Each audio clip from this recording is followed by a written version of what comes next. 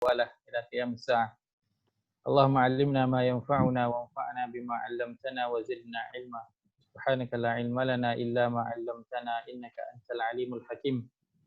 Allahumma ya mu'allima Ibrahim 'allimna wa ya mufahhima Sulaiman fahimna. Allahumma yassir wa la tu'assir rabbi tammim bil khair. Allahumma amin. Amma ba'd. Assalamualaikum warahmatullahi wabarakatuh. Salam. Baik.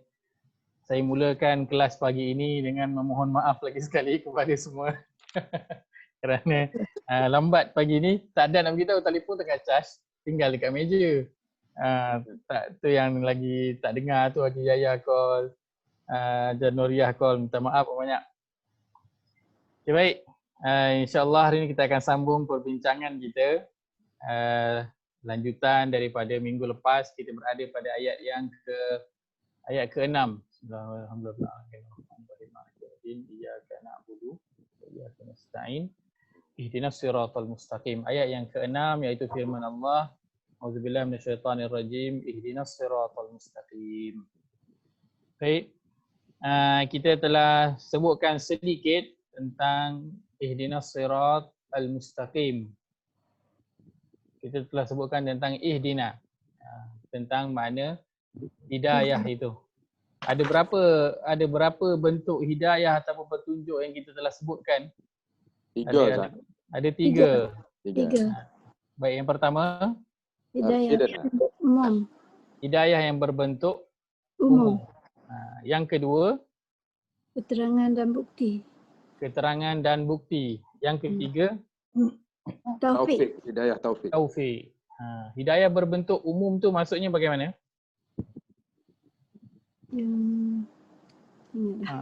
Macam mana makhluk Allah, ke semua makhluk Allah ni Allah bagi hidayah untuk hidup. Contohnya binatang, dia tahu macam mana nak hidup. Anak dia lepas, walaupun dia binatang, dia otak dia tak berapa macam kita ni.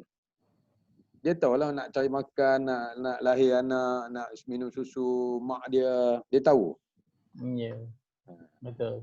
Hidayah berbentuk umum maksud dia umum, semua orang tahu cara hidup masing-masing, nak kena buat apa. Daripada kecil sampai ke besar, baby nak kena buat apa, kalau nak susu, kalau nak cuci berak kan, tak boleh cakap, tahu, masing-masing tahu. Nak kena buat apa, nak kena menangis, ibu pun tahu ada naluri dia sendiri, kalau baby menangis nak kena buat apa. Itu hidayah yang berbentuk umum. Yang kedua, hidayah berbentuk keterangan dan juga bukti. Maksudnya apa? Hidayah yang keterangan dan bukti. Allah bagi kita Al-Quran sebagai keterangan dan bukti supaya kita ada panduan. Baik. Hidayah keterangan dan bukti ni adalah hidayah yang Allah berikan kepada semua umat. Setiap umat yang Allah utuskan Rasul kepadanya, Allah akan utuskan juga bersama Rasul itu hidayah, iaitu keterangan, bukti ataupun ayat-ayat Allah. Allah bagi sekali. So contoh, kalau macam kaum Samud, Allah hantarkan Nabi Saleh. Allah hantarkan keterangan dan bukti bersamanya, apa? Mukjizat. Allah hantarkan unta sebagai mukjizat. Juga Nabi Musa. Allah hantarkan Nabi Musa kepada Fir'aun dengan ayat-ayat Allah, iaitu kitab Taurat. Juga berbagai lagi bentuk mukjizat Nabi Musa. Itu semua adalah bentuk keterangan dan juga bukti yang dibawa oleh setiap Nabi dan Rasul dalam nak menyampaikan wahyu. Yang ketiga, hidayah yang dinamakan hidayah taufik. Hidayah taufik ni apa benda? Yang kita tahu, wabillahi taufik wal hidayah. Assalamualaikum warahmatullahi wabarakatuh. Hidayah berbentuk taufik adalah hidayah yang datangnya daripada Allah, yang memberi petunjuk ke jalan yang Allah redai. Untuk kita beramal, yang kita perlukan ialah hidayah taufik ni. Hidayah taufik ni yang seseorang itu perlukan untuk dia beramal. Allah berikan dia kekuatan untuk dia beramal. Allah berikan dia kesihatan untuk dia beramal. Allah berikan dia masa.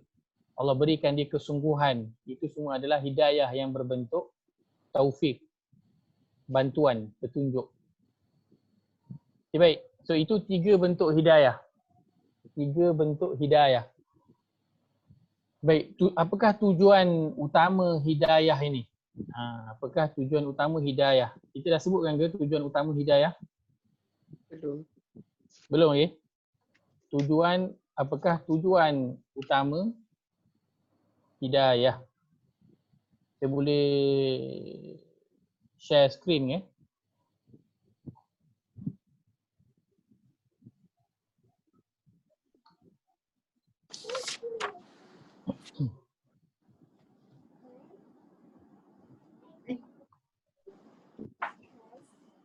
Belum lagi.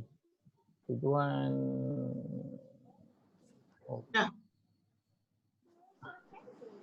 itu Haji Nuria punya skrin tu. Oi, salah ya? Saya kena jadikan saya host. Sekejap. Sekejap Ana nak balik ni. Aziz tak ada pula ni. Nak balik kat gambar yang kecil tu. Atas sekali tu. Dia ada stop share.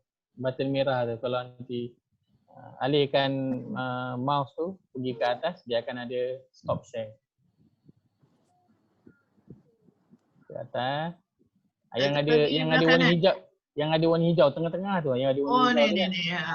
Stop share. Ya.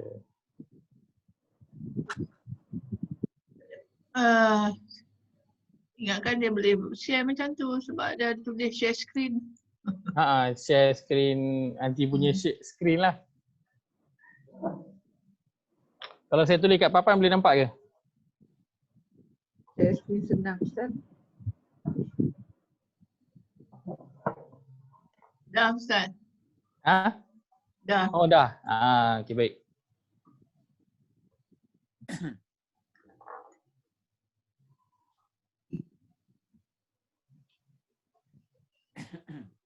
Dah kan? Dah. Jazakillahu khairah. Baik, apakah tujuan utama hidayah?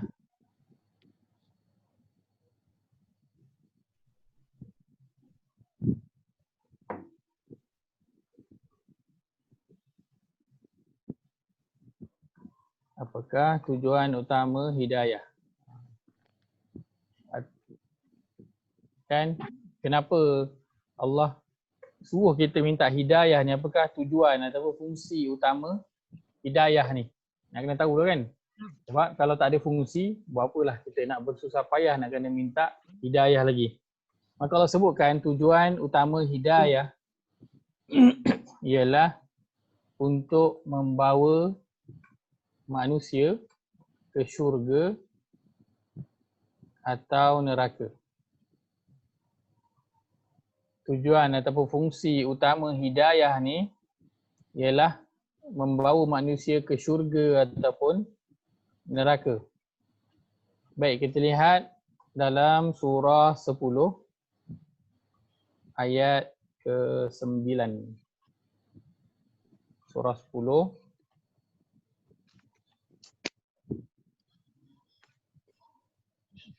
209. muka surat 209. Muka surat 209 surah Yunus surah 10 ayat yang ke-9. Muka surat 209.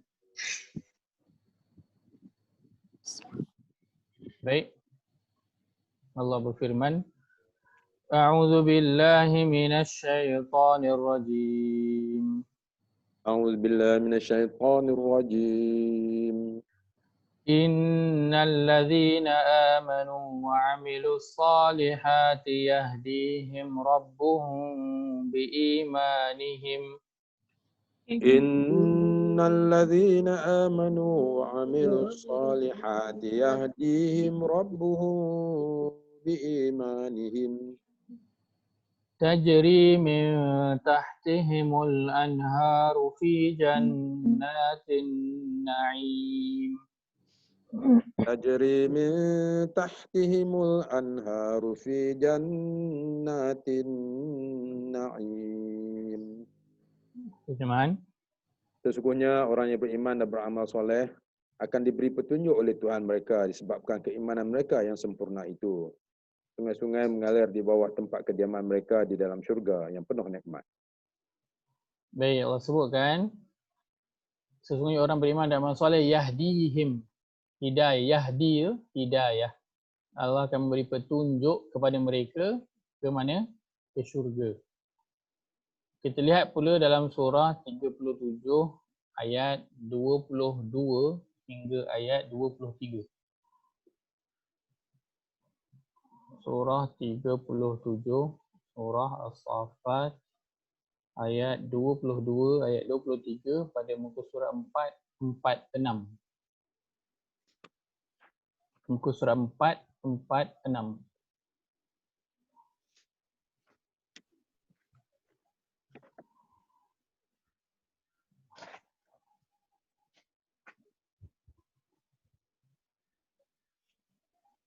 Baik, Allah berfirman, A'udzu billahi minasyaitonir rajim.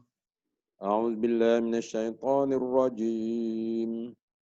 احشروا الذين ظلموا وأزواجهم وما كانوا يعبدون احشروا الذين ظلموا وأزواجهم وما كانوا يعبدون من دون الله فاهدوهم إلى صراط الجحيم. من دون الله فاهدوهم إلى صراط الجحيم. Terjemahan. Allah berfirman kepada malaikat, impungkanlah orang yang zalim itu dan teman-teman karib mereka, yakni syaitan-syaitan, serta sembahan-sembahan yang mereka sembah selain Allah, ayat 23, selain Allah, serta hadapkanlah mereka ke jalan yang membawa ke neraka. Ya, ayat 23 tu Allah sebut fahduhum. Fahduhum itu ha dal waw tu adalah berasal daripada perkataan huda, iaitu petunjuk. Maka tunjukkanlah mereka ke mana? Ke neraka. Sirat al-jahim. Ke neraka. Maka hidayah ini tujuannya Allah akan membawa seseorang itu ke syurga ataupun ke neraka. Hidayah tu maksud dia apa? Dalam bahasa Melayu kita panggil hidayah tu apa? Petunjuk. Petunjuk. Boleh mudah hidayah maksud dia adalah petunjuk. Nak minta tunjuk jalan, maksud dia nak minta hidayah lah. Kalau sesat jalan kan, tolong tunjuk jalan, nak pergi Kajang. So ni kita tengah minta hidayah lah tu. Tengah minta hidayah. Okay, baik. Soalan. Adakah Nabi boleh memberi hidayah ataupun tidak? Hidayah daripada Allah ke Ustaz? Adakah Nabi memberi hidayah? Baik. Haji Yahya kata hidayah daripada Allah sahaja. Lain? Ada pendapat daripada imam lain? Imam Haji Yahya kata Allah sahaja yang memberi hidayah. Ada imam-imam lain? Imam Haji Sas ke? Ada pendapat? Imam Haji Zainal? Tapi Allah dah delegate pada Nabi Ustaz. So samalah indirect. Dia beri hidayah Nabi itu. Okey, baik. Jadi ada pertembungan dua pendapat antara Haji Sas dan Haji Yahya. Jadi boleh Haji Yahya kemukakan hujah? Haji Sas pun kemukakan hujah. Ni nak kena rujuk ayat Quran ni. Letih sikit Ustaz. Nak cari nas ni. Kita lihat surah 42. Kita lihat surah 42 ayat 52.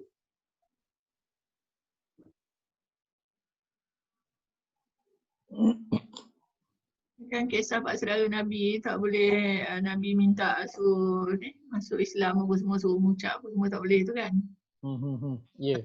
Allah kata hidayah tu urusan dia. Baik. Betul. Kira Haji Nuriah sama dengan Haji Seh. Haji Yahya sekarang 2 lawan 1. Tak, boleh dengan Haji Seh juga. Dengan Haji Seh pun boleh juga. Nabi pun boleh bagi petunjuk. Petunjuk yang so yang bagi petunjuk Allah ataupun Nabi. Nabi boleh bagi petunjuk tak? Rasanya boleh. Boleh. Boleh, tapi benda yang petunjuk benda lain lah. Bukannya yang tentang pasal Yang lain. akidah apa semua ni, dia memang tak boleh lah kan. Tapi kalau ikut apa ni ayat ni boleh Ustaz? Boleh ikut ayat ni boleh. Boleh. Pula dah. Allah. Baik, kita baca dulu surah 42 ayat 52 surah Asy-Syura ini pada muka surah 489. Allah berfirman, A'udzu billahi minasy syaithanir rajim. A'udzu billahi minasyaitonir rajim. Wa kadzalika auhayna ilaika ruham min amrina. وكذلك أوحينا إليك روحا من أمرنا ما كنت تدري ما الكتاب ولا الإيمان ما كنت تدري ما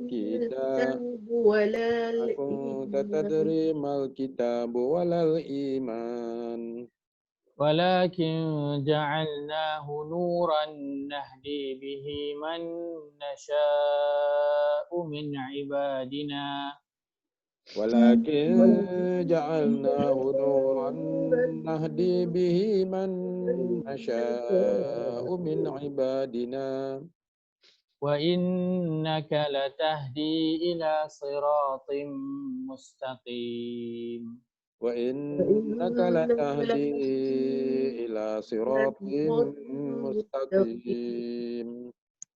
Terjemahan.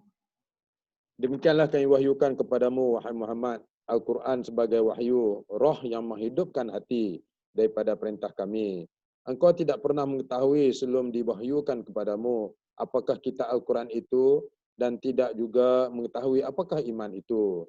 Tetapi kami jadikan Al-Quran sebagai cahaya yang menerangi, yang kami beri petunjuk dengannya kepada sesiapa yang kami kendaki dalam kalangan hamba-hamba kami. Sesungguhnya engkau, wahai Muhammad, benar-benar memberi petunjuk dengan Al-Quran itu ke jalan yang lurus. Ya, baik. Berdasarkan ayat ini, adakah Nabi memberi hidayah? Jawapannya, ya. Jawapannya, ya. Baik, sebelum kita teruskan, kita lihat surah 28 ayat 56. Kita lihat surah 28 ayat 56. 392. Pada muka surat 392, surah Al-Qasas. Surah ke-28 ayat 56, muka surat 392. Baik, Allah berfirman, A'udzu billahi minasyaitonir rajim. A'udzu billahi minasyaitonir rajim. Innaka la tahdi man ahbabta walakinna Allah yahdi man yasha. Innaka la tahdi man ahbabta walakinna Allah yahdi man yasha. Wa huwa a'lamu bil muhtadin. Raja jumpa tak? 392. Oh, la ilaha illallah. Ayat 56 muka surat Ayat 56. Saya duk tengok ayat 52. Saya kata ustaz baca kat mana? Ayat 56. Minta maaf. Nanti saya baca lain Baik. A'udzubillahi minasyaitonir rajim. Innaka la tahdi man ahbabta walakinnallaha yahdi man yasha. Wa huwa a'lamu bil muhtadin. Terjemahan. Sesungguhnya engkau, wahai Muhammad, tidak berkuasa memberi petunjuk kepada siapa yang engkau kasihi. Tetapi Allah jualah yang berkuasa memberi petunjuk kepada sesiapa yang dikehendakinya, dan dialah jua yang lebih mengetahui akan sesiapa yang akan mendapat petunjuk kepada memeluk Islam. Baik, dalam ayat ini adakah Nabi memberi hidayah ataupun tidak? Jawapannya tidak. Maka ada dua sekarang ni, ya dan tidak. Ayat yang kita baca ni lah yang ayat yang Hajar Nuriah kata tu. Allah kata tak boleh bagi hidayah kepada pakcik dia. Jadi ada dua, ya dan tidak. Maka ya ke tidak? Mana satu kita nak pilih? Ayat 42, 52 tu ya. Wa innaka la tahdi ila siratal mustaqim, sesungguhnya engkau wahai Muhammad pasti memberi petunjuk ke jalan yang lurus. Tapi dalam 2856 ni innaka la tahdi, sesungguhnya engkau tak boleh nak bagi hidayah. So Nabi ni boleh bagi hidayah ataupun tidak. Macam kalau kata boleh macam mana? Kalau kata tak boleh kenapa? Ustaz, hidayah tu milik Allah. Ya. Kan ayat tadi ni yang dia kata Nabi boleh beri petunjuk tu melalui Al-Quran. Melalui Al-Quran, melalui ayat-ayat Allah, wahyu yang Allah turunkan tu, Nabi boleh beri petunjuk. Tapi saya ingat perbezaan antara Nabi dengan Allah tadi ni, petunjuk tu milik Allah. Nabi dibolehkan memberi petunjuk melalui ayat Quran yang Allah turunkan, yang wahyukan kepada dia. Tanpa ayat Quran tu, saya ingat Nabi tak boleh bagi hidayah tu kalau ikut fahaman saya yang tadilah. Ya. Ada yang bersetuju ke dengan pemahaman Haji Yahya atau ada yang pendapat lain?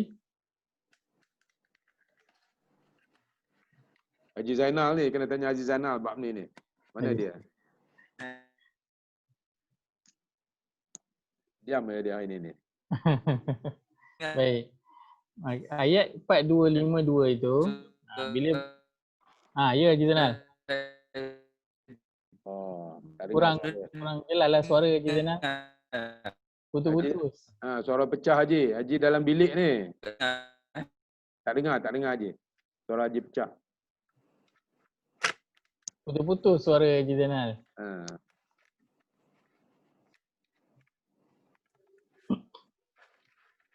Baik, berdasarkan dua ayat ni, Haji Yahya kata tadi betul, Haji Syaz kata pun betul. Maksud dia, bila ada dua ayat dalam Al-Quran yang seolah-olah macam bertentangan. Kan? Bukan ayat ni sahaja, ada lagi beberapa contoh lain dalam Al-Quran yang seolah-olah bertentangan ayat dia. Tapi sebenarnya tidak. Ayat Al-Quran tidak ada yang bertentangan. Sebab Allah kata afala yatadabbarunal Quran walau kana min 'indi ghairillah lawajadu fihi ikhtilafan katsira. Maka adakah tidak mereka mentadabbur Al-Quran? Dan kalau Al-Quran itu datangnya bukan daripada sisi Allah, sudah tentu pasti kamu akan jumpa pertentangan di dalamnya dengan pertentangan yang banyak. Maka bila kita baca dalam Al-Quran ada yang nampak macam pertentangan. Dua ayat yang bertentangan. Maka ia bukanlah bertentangan, tetapi ia adalah pada manusia sendiri yang tak boleh nak memahami ayat tersebut. Maksudnya kita tak boleh kata ayat ni bertentangan. Ini yang kita yang kena lebih mengkaji lagi kenapa Allah sebut begitu. Maka begitu jugalah dalam ayat ini. Bila dia katakan Nabi boleh bagi hidayah ataupun tidak, satu ayat kata boleh, satu ayat kata lagi macam tak boleh. Maka terlihat pada zahirnya seolah-olah macam dua ayat ini bertentangan. Tapi kalau kita lihat dalam ayat 4252 tu, yang mana Allah kata wa innaka la tahdi ila siratal mustaqim, dan sesungguhnya engkau wahai Muhammad pasti memberi hidayah ke jalan yang lurus. Hidayah yang dimaksudkan dalam ayat ini ialah hidayah bentuk yang kedua. Macam mana Haji Yahya sebut tadi, iaitu hidayah keterangan dan juga bukti, iaitu Al-Quran. Maka Allah kata, sesungguhnya wahai Muhammad, engkau pasti memberi hidayah dengan petunjuk Al-Quran ini, dengan membawa keterangan dan bukti yang aku berikan ini. Dalam ayat 28, dalam surah 28 ayat 56 pula, innaka la tahdi man ahbabta, sesungguhnya engkau wahai Muhammad tidak boleh memberi hidayah ataupun petunjuk Hidayah di situ maksudnya hidayah bentuk yang ketiga. Hidayah yang ketiga tu, hidayah taufik. Hidayah taufik itu hanyalah Allah sahaja. Allah saja yang boleh memberi hidayah taufik orang untuk masuk kembali kepada Islam. Allah sahaja yang boleh memberi hidayah taufik untuk seseorang itu beramal yang amalan yang tepat diredainya. Hidayah yang berbentuk taufik sahaja yang boleh diberikan oleh Allah. Tidak ada manusia selain daripada Allah yang boleh beri hidayah berbentuk taufik ini hatta Nabi SAW.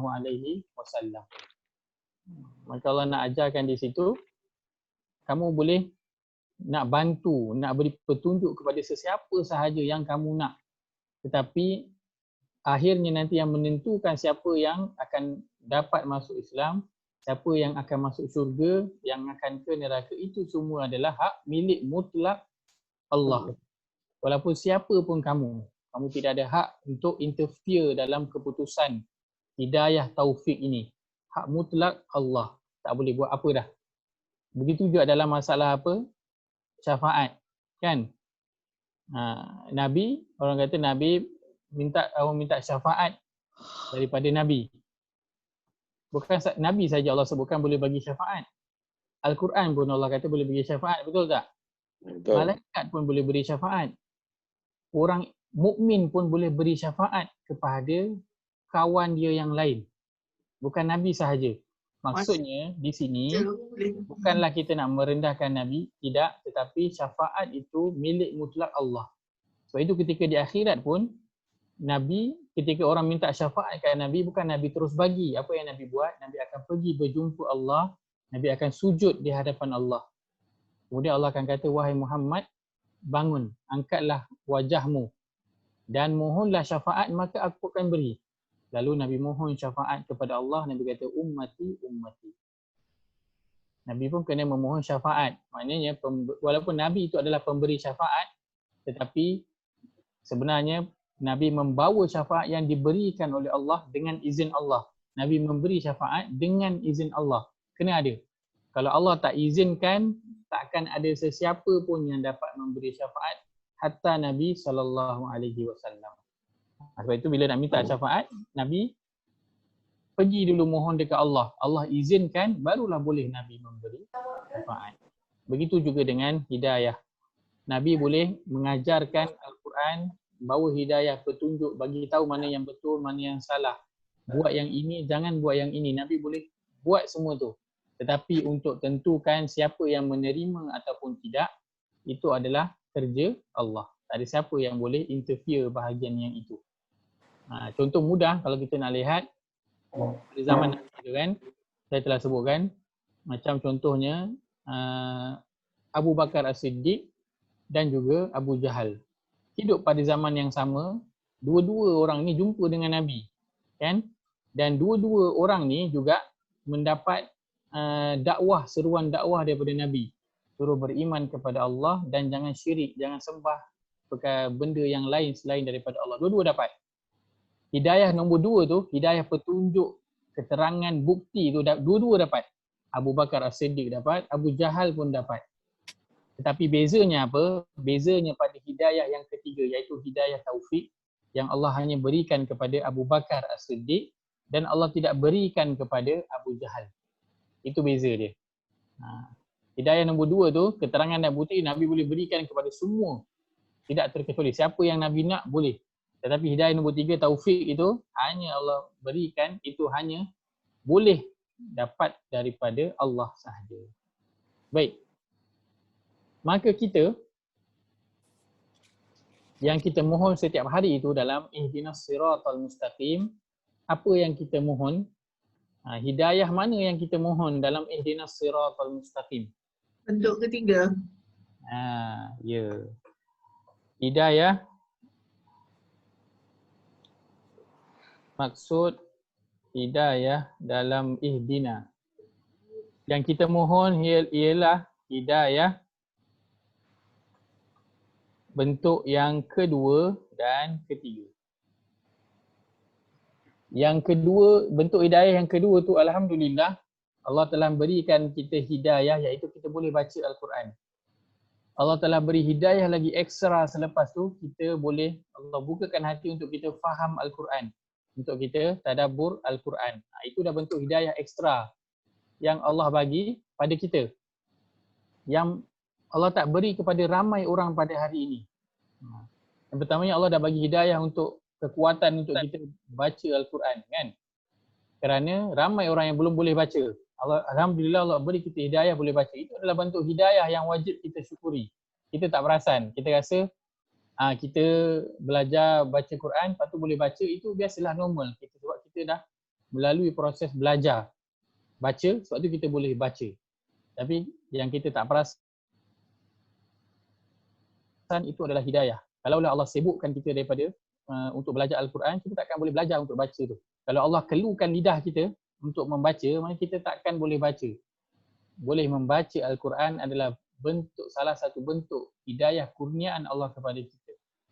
Kemudian Allah tambahkan lagi, Allah beri kita petunjuk selepas baca, kita faham. Kerana berapa ramai orang yang dengan Al-Quran, proses dia terhenti pada baca sahaja. Baca, khatam, lepas tu selesai. Rasa tugas dengan Al-Quran dah selesai selepas dia khatam. Tahun depan khatam lagi sekali. Tahun depan khatam lagi sekali. Kalau masuk kelas, dia akan belajar lagi ekstra tentang tajwid. Habis tajwid, belajar taranum pula. Lepas tu selesai. Bukanlah perkara itu tak perlu belajar. Tidak. Perkara itu pun kita kena belajar. Tapi bukan sampai situ sahaja kita punya tanggungjawab. Maka Allah telah berikan kepada kita hidayah yang wajib kita syukuri, iaitu Allah bukakan hati kita untuk kita faham Al-Quran. Kita dah tahu kita kena baca, lepas baca kita kena faham. Allah dah bagi tu hidayah tu. Petunjuk tu. Kemudian setelah kita tahu kita kena faham, Allah bantu lagi kita dengan Allah bagi kita apa? Kelapangan masa untuk kita pergi belajar. Itu pun salah satu bentuk hidayah yang besar. Kalaulah Allah tak bagi kita hidayah, tak bantu kita, tak mungkin kita berada sekarang ini dalam kelas yang sama bersama-sama buka Al-Quran untuk kita belajar, faham tentang apa yang kita baca. Ini adalah salah satu bentuk hidayah taufik yang Allah berikan kepada kita yang mungkin kita tak perasan. Sebab itu kalau kita nak syukuri setiap nikmat yang Allah bagi, tak mungkin kita nak dapat hitung nikmat yang Allah bagi itu sebab terlampau banyak. Ada yang kita perasan dan kebanyakannya kita tidak perasan. Maka ihdina dalam surah Al-Fatihah yang kita sebutkan setiap hari itu, kita memohon kepada Allah agar Allah berikan kepada kita keterangan dan bukti yang datangnya daripada Al-Quran. Dan ayat-ayat Allah berbentuk keterangan dan bukti ini juga bukan datang daripada Al-Quran sahaja. Kita mohon juga Allah kadang beri kita petunjuk daripada perkara yang berlaku di sekeliling kita. Kan? Apa sahaja yang berlaku di sekeliling kita, itu juga adalah bentuk petunjuk Allah. Kadang pernah tak jadi satu perkara kita macam tersentak, Allah nak ingatkan aku kot ni. Allah nak tegur aku kot. Maka apa yang terjadi di sekeliling kita juga adalah bentuk hidayah, keterangan dan bukti yang Allah nak berikan kepada kita. Dia tidak terhad kepada Al-Quran sahaja. Kerana ada orang yang dia tak pernah baca Al-Quran, tapi setelah berlaku sesuatu dalam diri dia ataupun dalam ahli keluarga dia, maka dia baru sedar. Baru dia kembali kepada Allah. Maka hidayah yang nombor 2 ni, hidayah keterangan dan bukti adalah Al-Quran dan juga apa yang berada di sekeliling kita. Dan yang paling kita harapkan ketika memohon ihdinas siratal mustaqim adalah hidayah nombor 3, iaitu hidayah taufik agar Allah sentiasa memandu kita, memberi kita kekuatan untuk beramal dengan amalan yang Dia redha. Kita bukannya nak buat amalan yang banyak, tapi kita nak buat amalan yang terbaik. Kerana yang Allah nak adalah ahsanu amala, kan? Surah 67 Al-Mulk ayat yang kedua, kan? Allah nak tengok apa? Dia beluakum ayyukum ahsanu amala.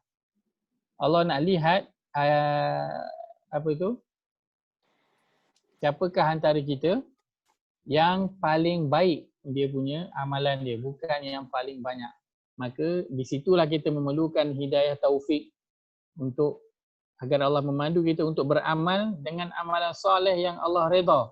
Macam yang kita dah baca kan dalam surah Al-Ahqaf, betul tak? Kita baca dalam surah Al-Ahqaf apa, ketika mana seorang itu berumur 40 tahun, apa yang dia mohon kepada Allah? Rabbi auzi'ni an ashkura ni'mataka allati an'amta alayya wa ala waliday wa an a'mala salihan tardah.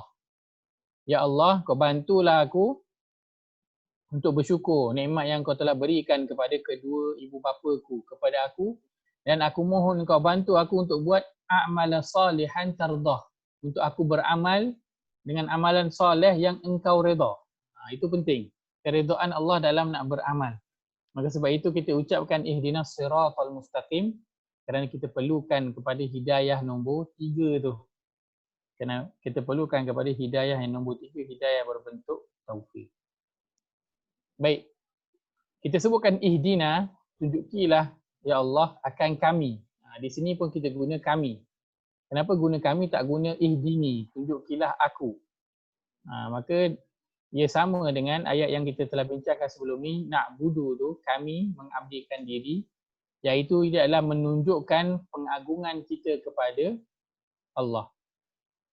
Kita nak minta Allah beri petunjuk kepada kita semua, kepada kita dan semua kaum muslimin. Sebab itu kita gunakan ihdina. Ibarat apa? Ibarat macam kita kata dekat raja, kami semua taat patuh di bawah pemerintahan tuanku. Nampak? Kita mengagungkan Allah dalam kita punya kata-kata tu. Baik. Soalan, kenapa kita ni, kita dah Islam dah. Kita dah Islam, bahkan kita solat. Tapi kenapa Allah masih suruh lagi kita untuk minta hidayah? Sedangkan kita dah Islam dah. Islam, bila dah Islam tu maksudnya dah dapat hidayah lah kan. Tapi kenapa Allah masih lagi suruh kita untuk minta hidayah? Bukannya sekali-sekala Allah suruh minta setiap hari. Setiap hari pula bukan sekali. Paling kurang berapa? 17 kali paling kurang. Ihdinas siratal mustaqim. Kenapa? Dia minta kita supaya kita jangan sesat dalam perjalanan kita ke akhirat. Ya, Masya Allah. Betul. Antara dia, ya kita tidak tersesat daripada jalan Allah.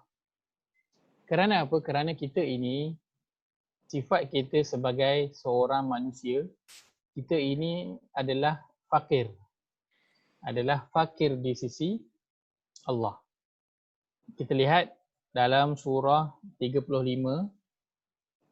ayat ke-15.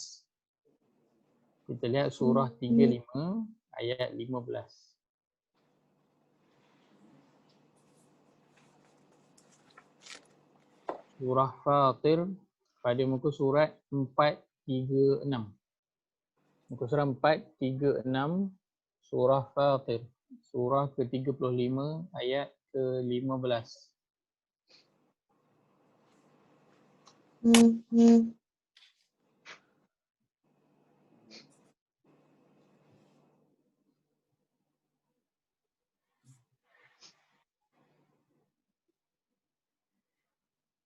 Baik, Allah berfirman, A'udzu billahi minasyaitonir rajim. أعوذ بالله من الشيطان الرجيم. يا أيها الناس أنتم الفقراء إلى الله. يا أيها الناس أنتم الفقراء إلى الله. والله هو الغني الحميد. Wallahu huwal ghaniyul hamid. Terjemahan. Dia dalam heading dia hanya Allah Subhanahu Wa Taala yang Maha Kaya dan Maha Terpuji. Ayat 15, oleh kerana Allah menguasai segala-galanya, maka wahai umat manusia, kamulah yang sentiasa berhajat kepada Allah dalam segala perkara. Sedangkan Allah dialah saja yang Maha Kaya lagi Maha Terpuji. Baik. Kenapa masih perlu mohon hidayah? Kerana apa? Kerana kita ini sifatnya Allah sebutkan fuqara, iaitu fakir. Fakir bukanlah maksudnya fakir yang tak ada duit. Tetapi fakir itu maksud dia orang yang berhajat ataupun bergantung. Fakir yang dimasukkan dalam bahasa Al-Quran dalam ayat ini antumul fuqara. Allah kata semua, wahai manusia, semua kamu adalah fakir kepada Allah. Semua kamu berhajat, semua kamu bergantung kepada Allah. Dan Allah dialah saja yang Al-Ghani, yang sebenar-benarnya maha kaya. Kita semua adalah fakir. Fakir dari segi berhajat dan sentiasa bergantung kepada Allah, dan fakir dari segi semua yang kita ada pun adalah apa? Maliki yaumiddin. Allah yang memiliki. Kita hanya apa? Orang yang Allah percaya untuk pegang sekejap barang kepunyaan Allah. Maka sama ada kita mengaku ataupun tidak, sama ada kita sedar ataupun tidak, sebenarnya kita berhajat kepada Allah pada setiap saat, dalam setiap perkara yang kita lakukan, kecil maupun besar. Sama ada pekerjaan kita, aktiviti kita pada waktu malam ataupun waktu siang, waktu kita sihat ataupun waktu kita sakit. Daripada kita muda sampailah kita tua sekarang ni, umur kita pada hari ini, kita sentiasa berhajat kepada Allah dalam setiap perkara yang kita lakukan. Maka sebab itu Allah seolah-olah memaksa kita untuk minta hidayah kepada dia 17 kali sehari. Allah seolah-olah memaksa. Kerana apa?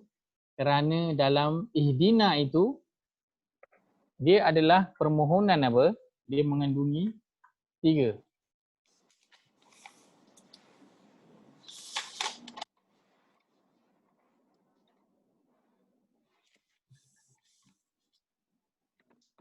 Ia adalah permohonan. Yang pertama, kita mohon apa? Kita mohon agar Allah selalu beri petunjuk. Sebab itu Allah memaksa kita untuk kita minta hidayah kerana ihdinas siratal mustaqim, ya Allah, aku mohon kepada Engkau selalulah beri petunjuk kepada aku. Yang kedua, ihdina itu kita mohon kepada Allah agar Allah berterusan, agar Allah tetapkan kita berterusan berada di atas petunjuk.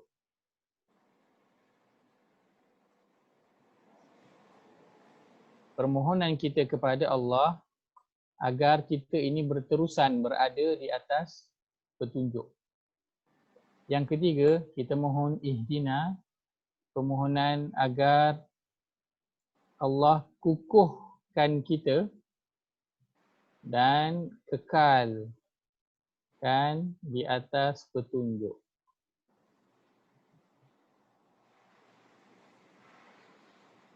Maka sebab itu Allah dia tahu kita ini fakir. Kita ini kena bergantung harap kepada dia. Kita ini berhajat kepada dia. Maka sebab itu Allah memaksa kita untuk memohon petunjuk kepadanya 17 kali sehari. Kerana ketika mana kita memohon ihdina itu, kita memohon agar Allah selalu memberi kita petunjuk. Kita memohon agar Allah biarkan kita berterusan berada di atas petunjuk ini. Dan kita mohon kepada Allah agar Allah kukuhkan kita di atas petunjuk ini dan kekalkan kita di atas petunjuk ini. Kerana kita tak nak Allah beri kepada kita petunjuk sekali je, lepas tu dah. Sekali-sekali je Allah bagi.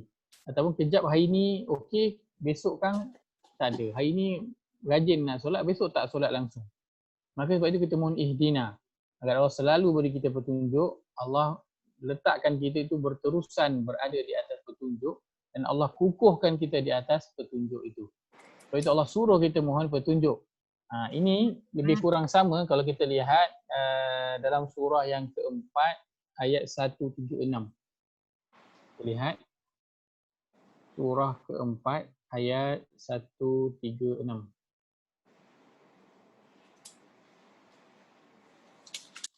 pada muka surat 100. Muka surat 100 surah An-Nisa. Surah yang keempat ayat 136.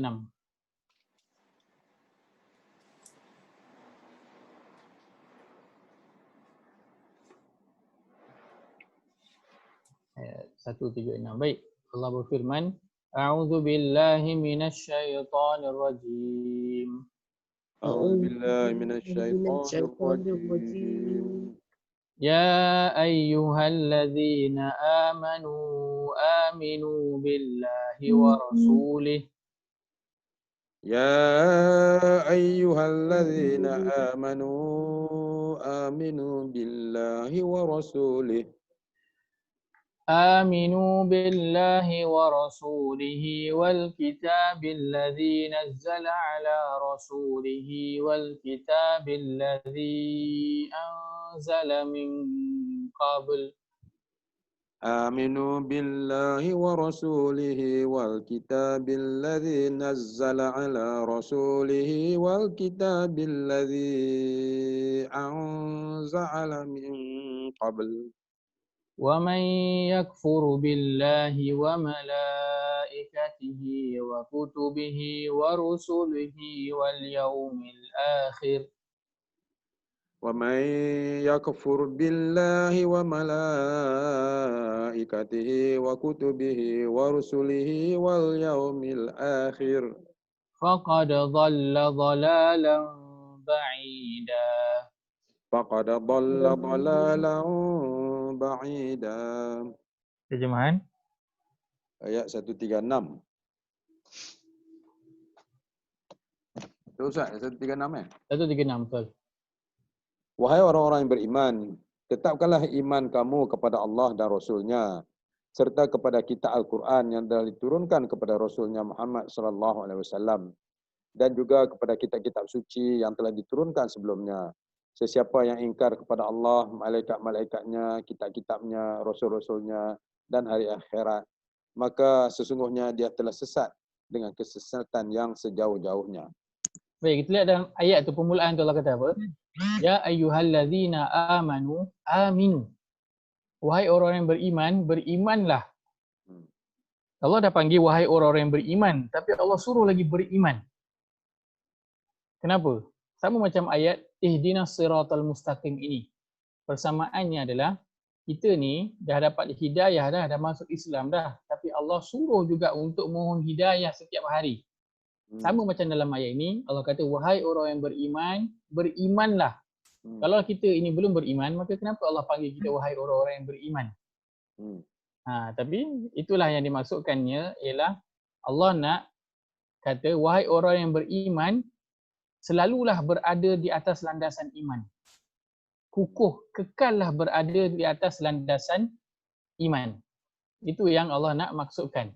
Maka begitu juga bila kita mohon ihdina, bukanlah maksudnya kita dah dapat hidayah, maknanya no point kita nak mohon hidayah lagi, tak. Tapi kita memerlukan apa untuk Allah sentiasa beri kita petunjuk. Kerana kita tak nak jadi macam dalam ayat yang 137 tu. Ayat selepas tadi tu, ayat 137 tu, bagaimana kita tak nak jadi keadaan seperti ini, iaitu Allah sebut apa, sesungguhnya orang yang dia beriman, kemudian dia kafir.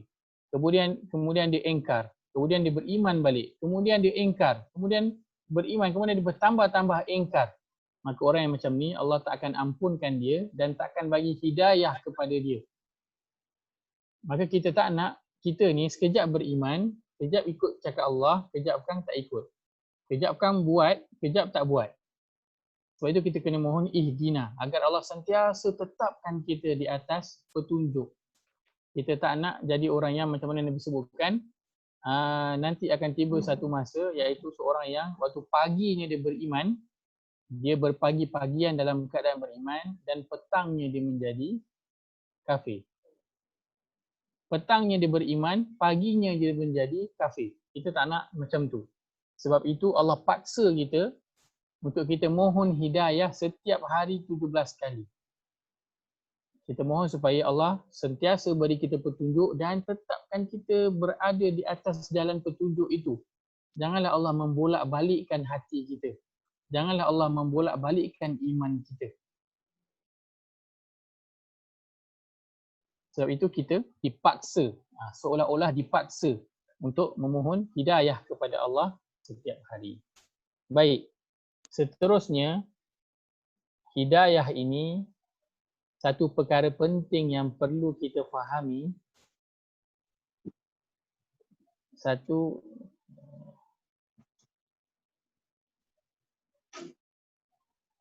perkara penting yang perlu kita fahami dan perlu kita beri perhatian mengenai maksud hidayah.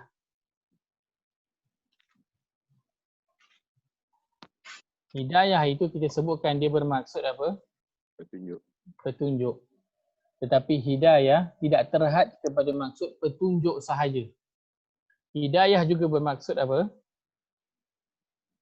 Pilihan yang tepat. Hidayah juga bermaksud apa? Jalan keluar. Hidayah juga bermaksud solusi.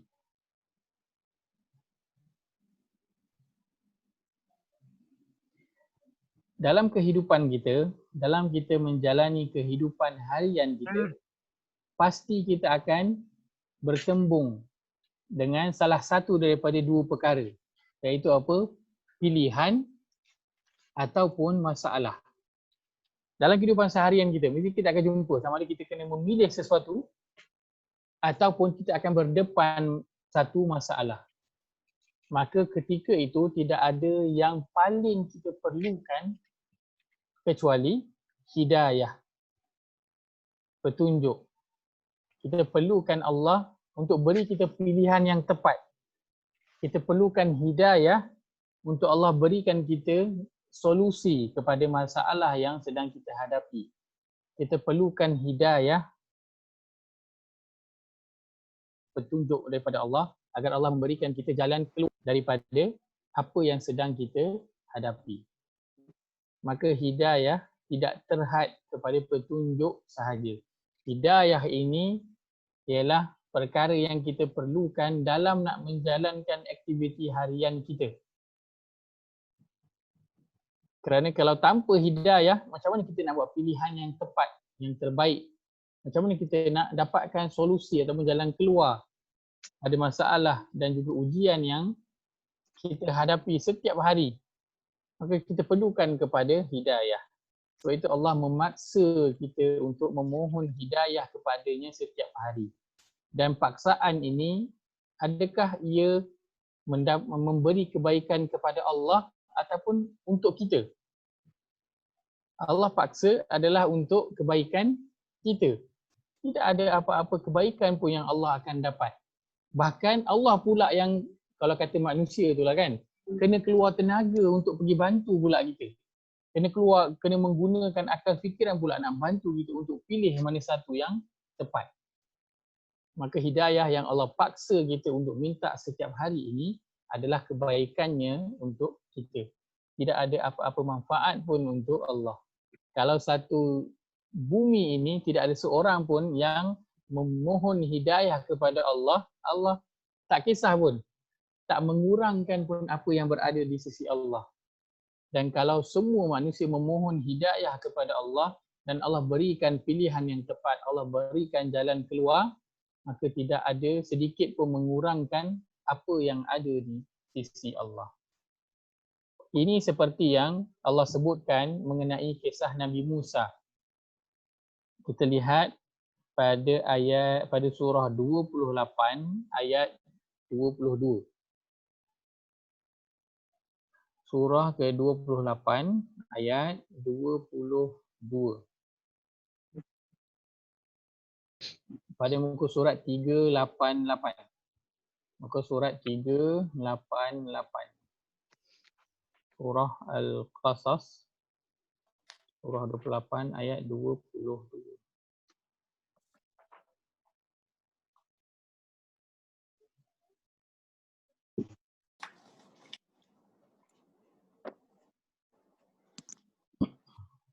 Baik, Allah berfirman, A'udzu billahi minasy syaithanir rajim. A'udzu billahi minasyaitonir rajim. Walamma tawajjaha tilqa'a مدين قال عسى ربي أن يهديني سواء السبيل. ولما توجه تلقاء مدين قال عسى ربي أن يهديني سواء السبيل. Baik, terjemahan. Ketika dia menuju ke negeri Madian, dia berdoa, mudah-mudahan Tuanku menunjukkan jalan yang benar kepadaku. Baik, Nabi Musa ketika dia lari ke Madian, setelah berlakunya kisah apa yang dia terbunuh. Dia membunuh secara tidak sengaja, lalu dia dikejar oleh penduduk Mesir, lalu dia lari ke bumi Madian. Maka ketika dia sedang lari tu, dia cakap apa? Asa Rabbi ayyahdiyani sawa as-sabil. Mudah-mudahan Tuhanku memberiku hidayah, memberiku petunjuk ke jalan yang benar. Nabi Musa ketika tu, dia bukan nak minta petunjuk. I pergi Kelantan tu, I pergi koperasi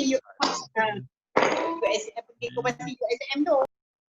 Bukannya Nabi Musa nak minta petunjuk hidayah kepada Islam. Tapi waktu tu Nabi Musa dia nak minta petunjuk agar Allah bagi dia waktu tu pilihan yang tepat dan bagi dia solusi jalan keluar. Dia nak kena pergi mana ni? Dia nak kena pergi mana? Nak menghala ke mana yang selamat? Tapi Nabi Musa guna apa? Yahdiyani. Mudah-mudahan Allah memberi kepadaku hidayah. Hidayah itu tidak terhad kepada petunjuk dalam agama sahaja. Kerana hidayah itu besar maksud dia. Hidayah itu mencakupi setiap aspek aktiviti yang kita lakukan dalam kehidupan kita. Kita tengah nak bekerja, kita perlukan kepada hidayah. Kita nak berniaga, kita perlu kepada hidayah. Kita nak belajar, kita perlu kepada hidayah. Nabi Musa nak lari ke mana, dia mohon hidayah kepada Allah agar Allah tunjukkan dia jalan yang tepat, mana dia nak pergi, mana dia nak lari untuk menyelamatkan diri. Baik. Jelas tentang hidayah ini. Kadang-kadang kita rasa hidayah ni apa? Hidayah ni untuk hidayah kepada Islam je kan? Hidayah untuk Islam, hidayah yang berkaitan hal-hal agama sahaja. Sedangkan maksud hidayah adalah meluas, merangkumi setiap aspek kehidupan kita. Apa sahaja, nak mohon-mohonlah kepada Allah.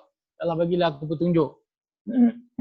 Nak travel, ya Allah bagilah aku petunjuk, Allah bagi aku hidayah ya Allah. Agar aku nak travel ni, aku nak pergi Melaka hari ni, bagilah aku jalan yang mudah, jalan yang tak susah, jalan yang tak ada bahaya, jalan yang tak ada jam dan sebagainya. Kita mohon hidayah kepada Allah dalam semua perkara, besar ataupun kecil, tidak terhad kepada hal-hal agama sahaja. Mohonlah. Dan Nabi Musa telah mencontohkan kepada kita. Ya je ya. Ustaz, kalau Ustaz kata kita boleh mohon apa-apa saja bukan hal dalam agama. Macam kita nak pergi Melaka tadi ni kan, boleh dah kita dalam hati lah, ya Allah. Bagilah tunjuk kat mana restoran yang paling sedap di kawasan ni. Boleh ke Ustaz? Boleh. Boleh. Boleh. Tak ada masalah, boleh. Oh ya dah. Boleh je. Tak ada masalah. Okey. Kalau tak sedap, janganlah salahkan Allah. Ustaz, kalau barang hilang pun selalu kita minta, ya Allah tunjukkanlah kat mana saya letak barang ni tadi. Ya, dia akan betul, dapat. betul. Betul. Macam ada pengalaman je nanti. Banyak kali. Ya. Saya apply kat orang hilang kunci kereta pun pernah berlaku. Saya tengok dia up and down cari kan dekat restoran. Saya kata, you dah minta kat Tuhan belum? So dah tanya Allah belum, kat mana dia letak, tanya dia, minta tunjuk. Kejap dia buat baru jumpa. Dah dekat 1 jam dia berpusing, kunci kereta hilang. Masya-Allah. Alhamdulillah. Betul. Kadang kita rasa hidayah tu untuk masuk Islam je. Kan, berkaitan agama je kan. Untuk benda-benda perkara harian kita yang kecil tu, kita tak minta pun hidayah pada Allah kan. Ya. Padahal benda tu praktikal untuk semua perkara. Kita macam dah skeptikal ya hidayah ni untuk bahagian agama je. Namun bunyi pun bahasa Arab. So mestilah berkaitan agama je. Yang lain tak boleh. Yang lain kita gunakan kita punya usaha, kita punya intelektual untuk kita berurusan. Sedangkan hidayah merangkumi semua. Kan kalau bukan kerana hidayah pada Allah, kita tak akan ada idea pun untuk membuat sesuatu perkara tu. Semuanya atas hidayah, petunjuk daripada Allah. Senang, hidayah ni adalah map. Mudah. Kan tak adalah kita nampak hidayah ni Quran agama tak. Hidayah ni peta. Boleh guna bila-bila masa. Pada apa-apa jalan kita nak pergi pun kita boleh mohon. Dan salah satunya lagi, kan, selalunya orang kalau barang hilang ni saya teringatlah. Januriah kata kan, yang selalunya orang buat apa, kalau barang hilang orang buat apa? Kalau susah nak jumpa, pergi solat. Baca surah At-Tariq. Surah At-Tariq. Insya-Allah antara. Ini tips baru ni. Saya tak pernah dengar lagi Gisef. Ya, saya. Ada Isteri dia hilang, dia punya mana dia taruh gold shilling tu, Ustaz. Dia cari dalam safe, tak ada. Lepas 2-3 bulan tu dia jumpa dekat tempat dia taruh langsi-langsi. Insya-Allah. Insya-Allah.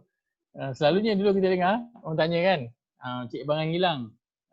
Ada ulama kata pergilah solat. Kan? Kerana waktu kita solat tu, kita start je Allahu Akbar, datang semua benda. Datanglah kerja tu, kerja ni kan, kejap lagi nak makan kat mana, kan teringatlah kerja tu, kerja ni. Waktu tu lah barang hilang mesti ingat. Tapi itu bukanlah perkara yang baik kan. Itu menunjukkan tak khusyuk lah dalam solat. Kan? Sebab bila angkat takbir je, waktu tu datanglah semua benda waktu tu ingat.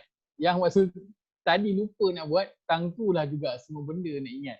Syaitan tolong ingatkan. Baru kita ingat taruh kunci kereta kat mana, Ustaz. Betul.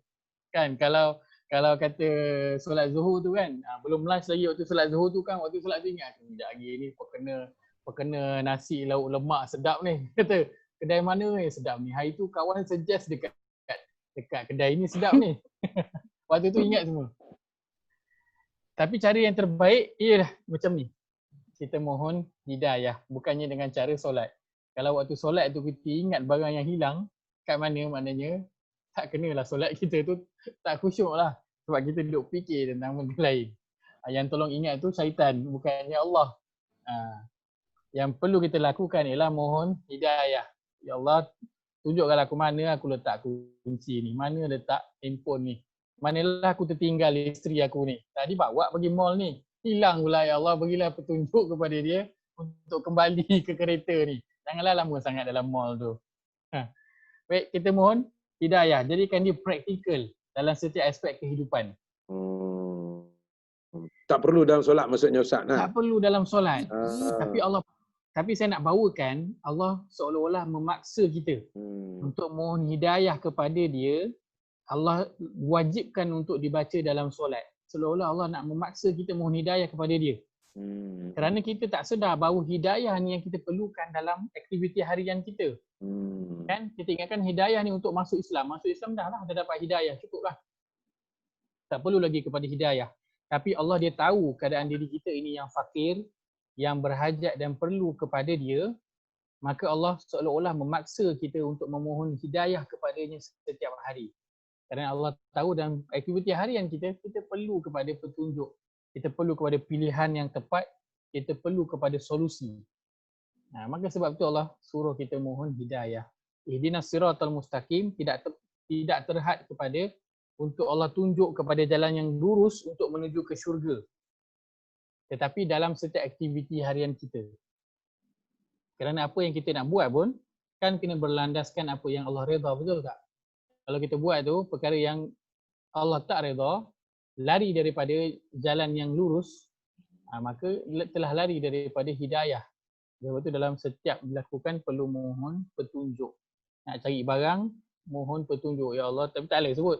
Tak payahlah baca ihdinas siratal mustaqim. Tak perlu. Doa je, ya Allah, tolonglah tunjukkan kat mana tadi letak kunci ni. Kita sebut, ya Allah, tolong tunjukkan kat mana letak kunci. Itu maksudnya kita mohon hidayah lah tu. Walaupun kita tak baca ihdinas siratal mustaqim. Okay, baik. Memohon hidayah ini, memohon hidayah ialah amalan para nabi dan orang soleh. Mohon hidayah ialah amalan para nabi dan orang soleh. Baik. Kita lihat dalam surah 18 ayat 24. Surah 18 ayat 24.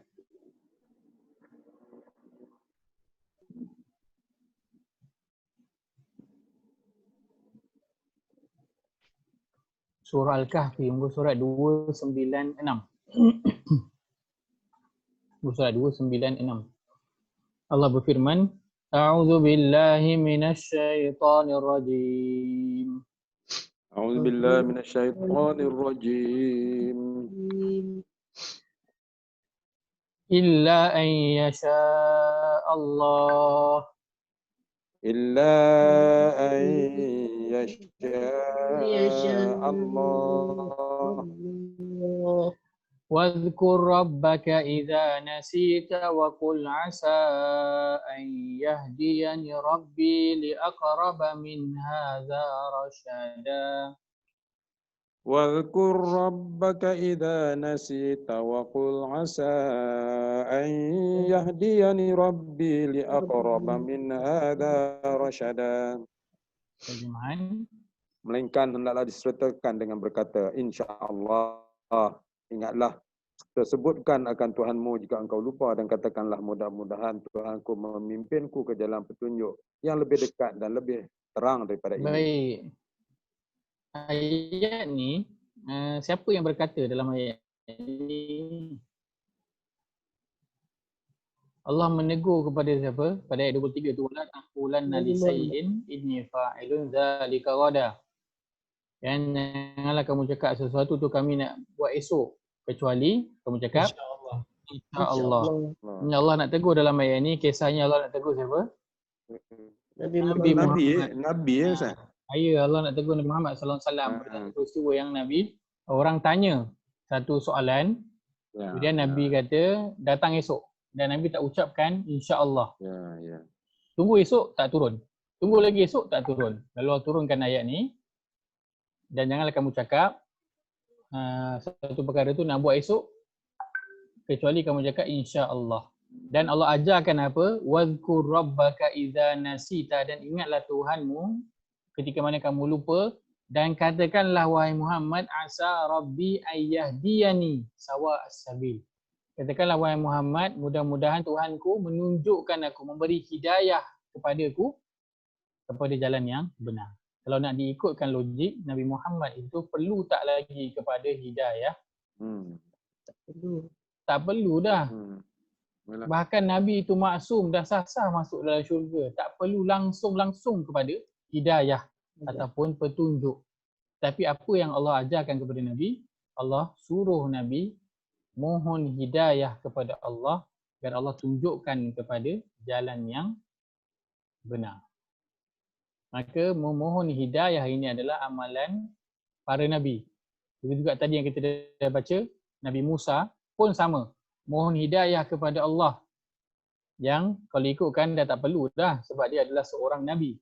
Seorang Nabi sudah tentunya mata Allah tu tak lepas daripada dia. Dan sudah pasti Allah akan menolong dia. Dia tak minta tolong pun Allah pasti akan tolong. Tapi tetap dia memohon hidayah. Begitu juga kita lihat surah 3 ayat ke-8. Kita lihat surah 3 ayat 8. Muka surat 50. Muka surat 50. Surah Ali Imran, surah yang ketiga ayat ke-8.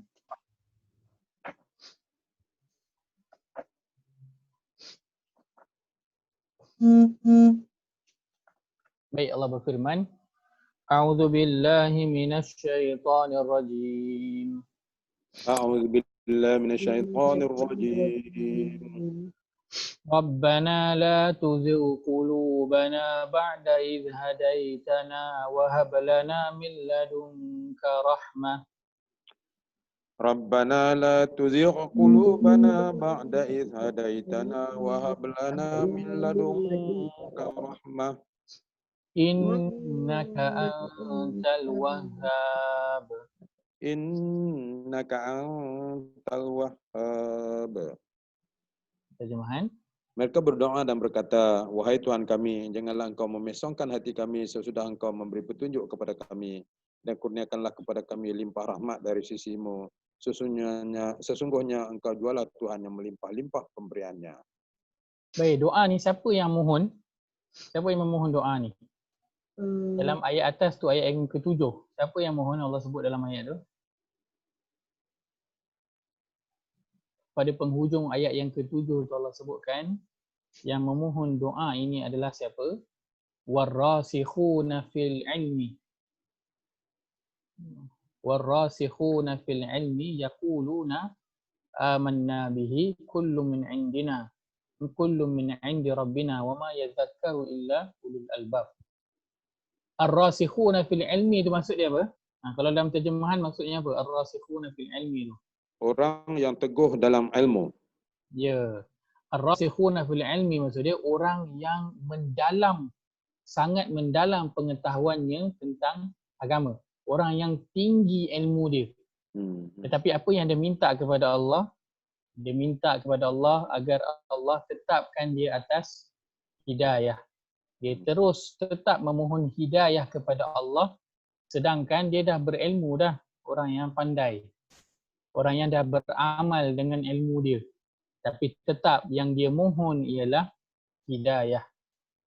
Petunjuk daripada Allah.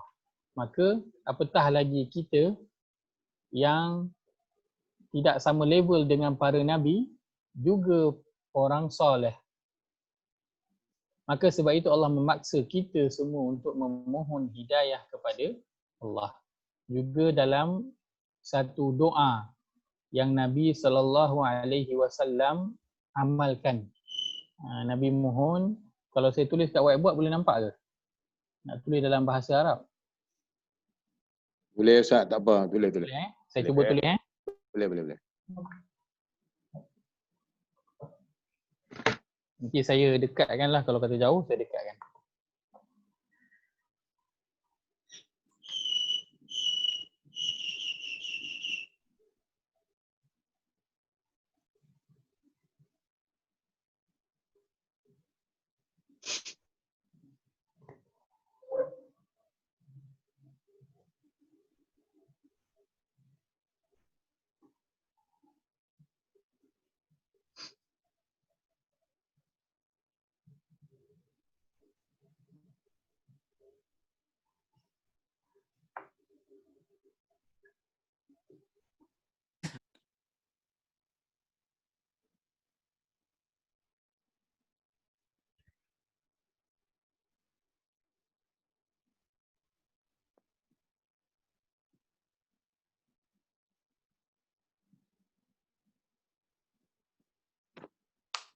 Baik, boleh nampak ke? Tak nampak, saya ni kan sikit. Allahumma inni as'aluka al-huda wattaqa wal afa wattu Ustaz, wattuqa wal afa wal ghina. Allahumma inni as'aluka al-huda wattuqa wal afafa wal ghina. Allahumma inni as'aluka al-huda wattuqa wal afafa wal ghina. Kalau nanti saya takat gambar, nanti saya boleh send dekat WhatsApp kalau siapa yang tak dapat nak tulis. Allahumma inni as'aluka al-huda wattuqa wal afafa wal ghina.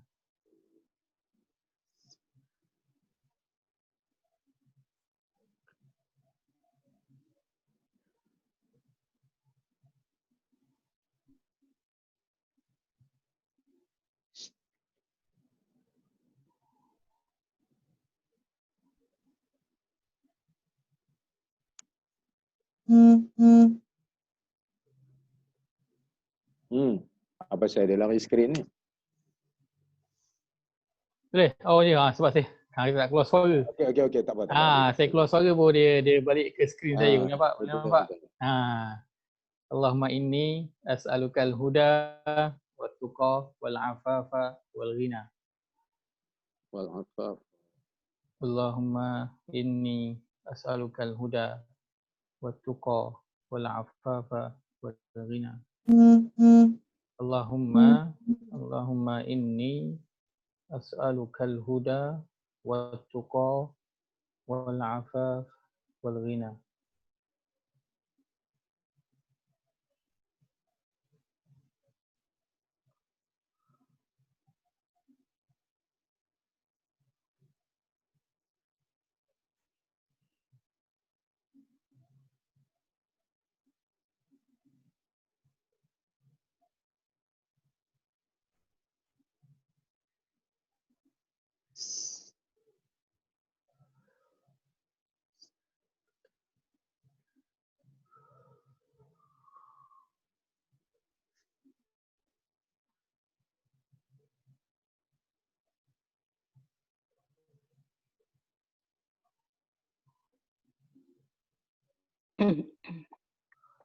Okey. Jelas? Boleh. Allahumma inni as'alukal huda wat-tuqa wal-afafa wal-ghina. Maknanya Ustaz. Boleh? Okey. Makna dia. Makna pula. Okay. Makna dia, ya Allah, aku meminta padamu petunjuk, ketakwaan, diberikan sifat afaf dan ifaftah. Masya Allah. Masya Allah. Saya baca ni hari-hari. Masya Allah. Ini adalah salah satu doa Nabi yang Nabi SAW amalkan. Allahumma maksudnya, ya Allah, inni sesungguhnya aku, as'aluka memohon kepada engkau, al-huda petunjuk, wat-tuqa takwa, ketakwaan, wal-afafa kemaafan, wal-afafa kecukupan ataupun rasa mencukupi, wal-ghina kekayaan. Dan kekayaan. Ayat ni mohon, dalam ayat ni maksudnya, ya saya tuliskan dulu, nanti kita akan sebut sedikit. Ya Allah,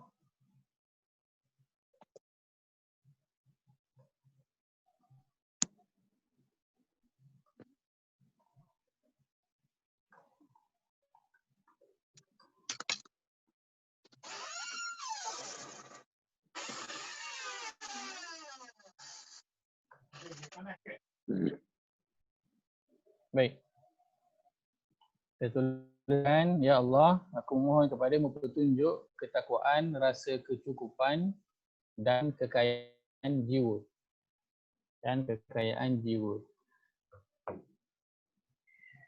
Ini salah satu doa yang Nabi SAW amalkan. Nabi mohon petunjuk. Pertama sekali yang Nabi mohon adalah al-huda, iaitu petunjuk. Yang mana kita dah sebutkan Nabi ni kiranya tak perlulah lagi kepada petunjuk.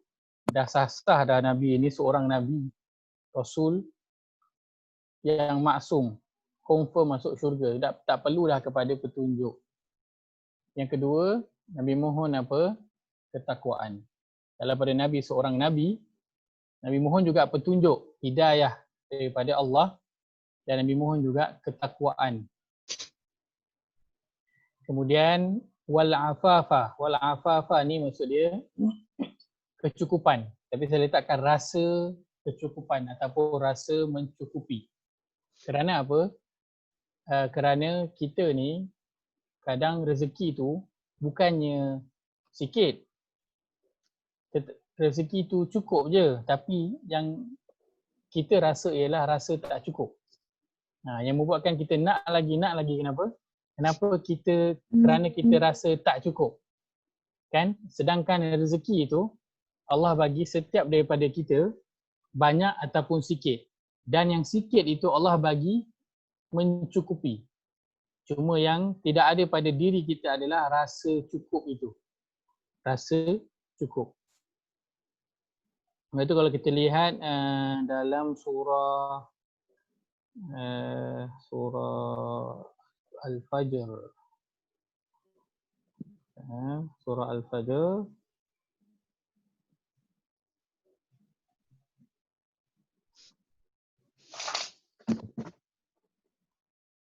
Allah kata, dan sebagaimana itu, wa amma idza mabtalahu faqadara alaihi rizqah.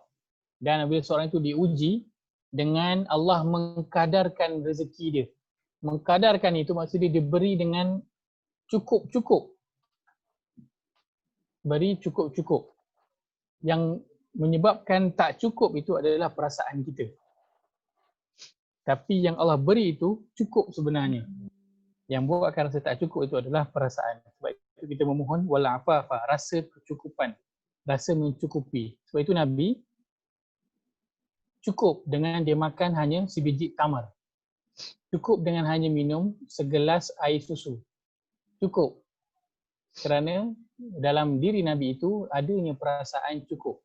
Tapi kalau orang yang dalam diri dia tak ada perasaan cukup, satu meja yang penuh dengan hidangan pun tetap lagi akan rasa tak cukup. Nak lagi, dah ada nasi ayam, teringin pula nasi Arab. Dah ada nasi Arab, teringin pula nasi ambeng. Kan teringin pula char kway teow. Kan? Yang tak ada adalah rasa cukup. Jadi kita mohon kepada Allah wal afafa, rasa mencukupi itu. Kalau adanya rasa cukup, sikit pun cukup dah. Tak perlu banyak kerana kita dah rasa cukup dah. Baik.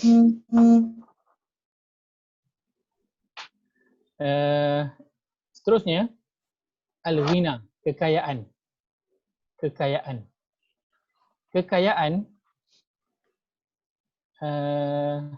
saya letakkan situ kekayaan jiwa. Kenapa? Kerana Nabi SAW sabda, laisal ghina an kathratil ard, walakinnal ghina ghinan nafs. Bukanlah kekayaan itu kerana banyaknya harta, tetapi kekayaan itu ialah kekayaan jiwa. Apabila jiwa kaya, maka luaran yang miskin pun dia tak kisah. Tetapi kalau luaran dia kaya, jiwanya miskin, maka dia tetap akan rasa miskin. Tetap akan rasa nak lagi, tetap akan rasa tak cukup. Kan? Bagaimana saya pernah dengar kisah seorang kaya orang putih lah. Dia sedang berada di dia punya private island. Kan, kalau dah kaya, ada private island, maksudnya kaya dia tu biasa-biasa ke ataupun yang melampaunya kaya. Luar biasa Ustaz, luar biasa. Luar biasa punya kaya. Sampai ada pulau sendiri. Kan? Kalau pulau sendiri pun dah ada, maka perkara asas yang biasa tu maknanya legilah. Maknanya rumah mestilah besar. Kereta mestilah yang mewah punya. Kan? Helikopter, kapal terbang ada. Sampai pulau sendiri pun ada. Tetapi bagaimana kehidupan dia? Dia mati membunuh diri di pulaunya sendiri. Kenapa? Kerana dia rasa masih ada lompong dalam diri Jiwa dia. dia. Dalam jiwa dia. Oh ya. Luaran dia kaya, tetapi jiwa dia miskin. Maka kekayaan di luar tu yang luar biasa tu tak dapat nak menampung kemiskinan jiwa dia. Sebab itu yang penting adalah kaya jiwa. Apabila seseorang itu jiwanya kaya, dia boleh berinfak dengan RM10 yang waktu tu dalam poket dia ada RM20. Tapi orang yang kaya luaran, jiwanya miskin, dia berinfak juga dengan RM10 dalam keadaan dalam poket dia ada RM1000.